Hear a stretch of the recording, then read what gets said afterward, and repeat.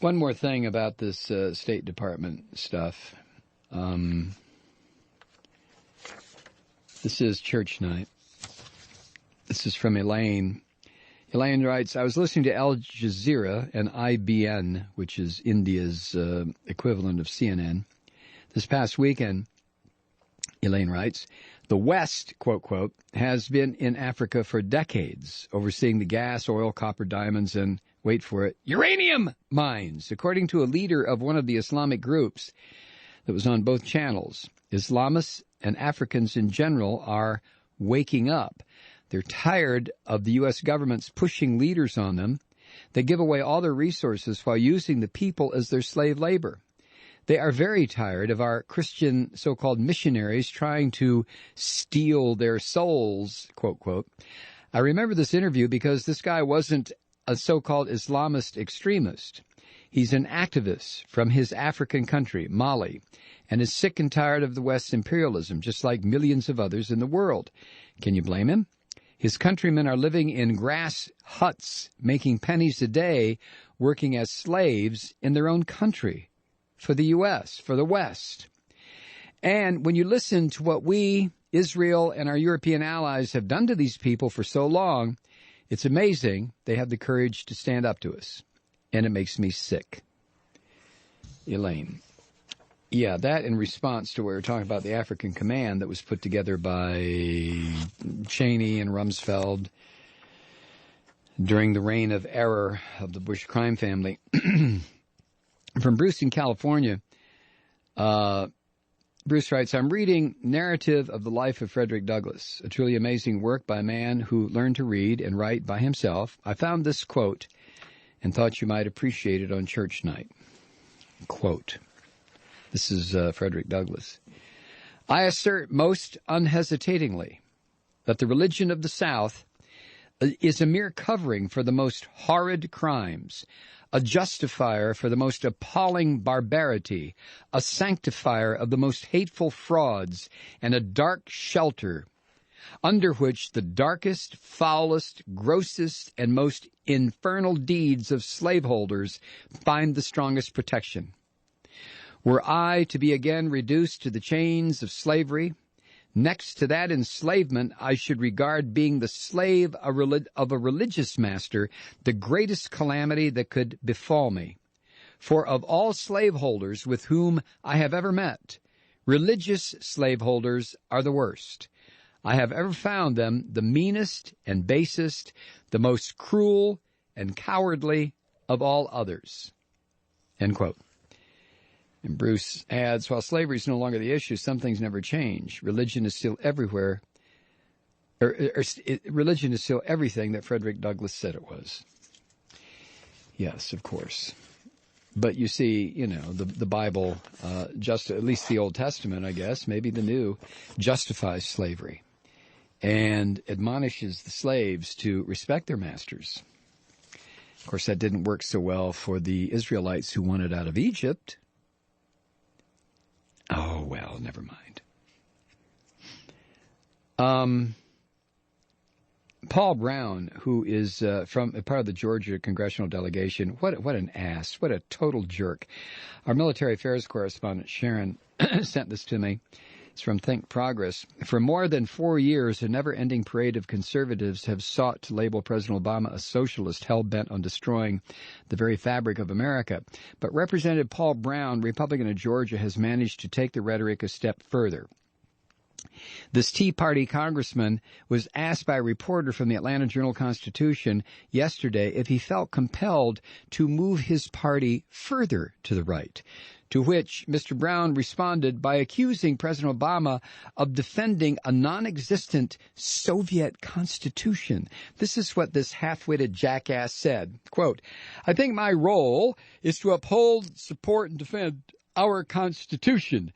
The Constitution I uphold and defend is the one I carry in my pocket all the time. The U.S. Constitution. I don't know what Constitution that other members of Congress uphold, but it's not this one. I think the only Constitution that Barack Obama upholds is the Soviet Constitution, not this one. He has no concept of this one, though he claimed to be a constitutional lawyer, end quote.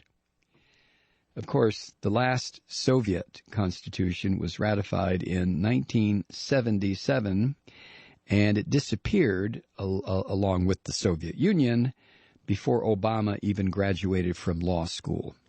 But you see, I live in Georgia. I live in that state where when they give the United States an enema, this is where they're going to slide the tube in. Georgia. You know, I make fun of Alabama and Mississippi and South Carolina, but folks, let me tell you something. This guy, Paul Broun, also is a physician. Isn't he? Isn't Paul Broun? B-R-O-U-N. Look him up. Wikipedia, this freak. So he's talking about Barack Obama only shows allegiance to the Soviet Constitution, neither of which exists. No Soviet, no Constitution. These are the dumb sons of bitches that the people here in the peanut state send to Congress. Oh, it's great fun down here, let me tell you. Oh, and by the way, it's when you hear this stuff about Peachtree this and Peachtree that, I've mentioned this before, but you got to understand something. Out of the dumbass state of Georgia, when they're talking about Peachtree, there are no peach trees in Georgia. What they were talking about are the pine trees, the pitch that comes from pine trees, the sticky stuff. Pitch tree. That's what they were talking about, not about peach trees. Well, I don't know what y'all getting all upset about. That's what we say, Peachtree. You go down Peachtree. Everybody says out here. I don't know what your problem is. Don't. Peachtree. Don't. We got Peachtree Park, we got Peachtree Avenue, okay. We got Peachtree Place, we got Peachtree Place North, There's we got something Peachtree like, Place East. There's something like 150 different variations on Peachtree Street, Peachtree Road, Peachtree Lane, Peachtree this and that.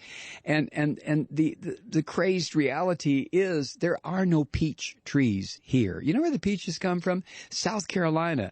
Some of them from South Georgia. But we're in the foothills of the North Georgia mountains here. They don't grow peaches here. Oh, yes, of course, you'll find a couple of orchards here and there. But this is not about peaches. It's pitch, pine, pitch. And they used to call them pitch trees because they were stupid then and they're stupid now. Okay. That's enough. What other kind of madness is there? Oh yeah. Did you hear about this? This is for Bill O'Reilly. Bill O'Reilly has to get ready to try to get some nutcase to commit another murder. A group plans to reopen in Kansas the clinic that used to be headed by Dr. George Tiller. According to senior political reporter Robin Marty for the RH Reality Check website, this is an interesting sentence. Some of the tactics would seem more likely to be performed by a fifth grader than by the head of a nationally known political organization. Others are tried and true tactics that have harassed providers since the beginning of legal abortion. Together, they mark the desperation of an anti-choice movement terrified of losing what was once their greatest victory, the closing of the Wichita, Kansas abortion clinic, where Dr. George Tiller performed both early and later-term abortions before he was murdered by Scott Roeder. I wish they would say murdered by Scott Roeder, who was encouraged to commit the murder by Bill O'Reilly of the Rupert Murdoch Terror Organization. What she's talking about is Operation Rescue. Which relocated, you talk about a collection of rabid dogs that relocated to Wichita in 2002 for the sole purpose of harassing the providers in the city. And now a physician, Dr. Mila Means, has considered taking up where Dr. Tiller left off. And since then, even though she hasn't yet, she has become the subject of daily so-called vigils at her office, suspicious packages, and constant harassment. A judge allowed the owner of her building to block her from offering abortions, saying it would be too disruptive for the building's other tenants. That was later followed up by threats by Kansas for Life activist and Scott Roeder admirer Angel Dillard, who sent Dr. Means a letter telling her that thousands of people were looking into her background and that they will know your habits and routines. We know who you are. Maybe someday, maybe today is the day someone places an explosive under your car. Christians. You folks ought to be aware that the Catholic Church has decided that these fetuses you're trying to protect are just that. Fetuses.